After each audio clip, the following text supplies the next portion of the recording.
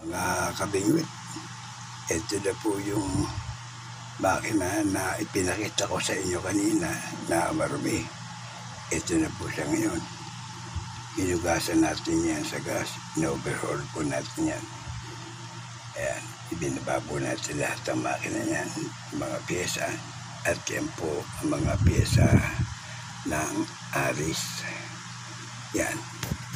O, ito po yung ipinakita ko sa inyo kanina na kumakalog.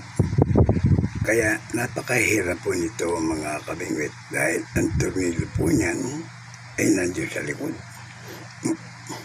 Nakaganyan po yan sa makina at yung po ang tornilyo. Ayan o, makita nyo. Ayan po ang dyan po ang tornilyo. Kaya tingnan nyo mga kabingwit, kumakalog po yan.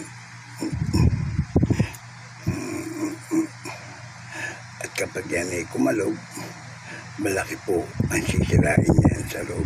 Ayan o, nakakalog yan o. Ibig sabihin, maluwag po ang tornilyo niyan. Nakaganon po yan doon sa granahe. Yan, ganyan.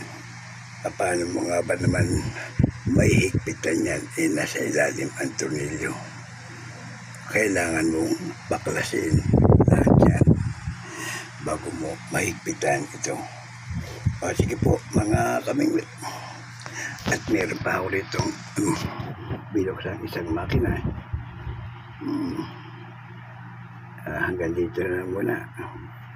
Sa susunod na frame tayo ulit magkita.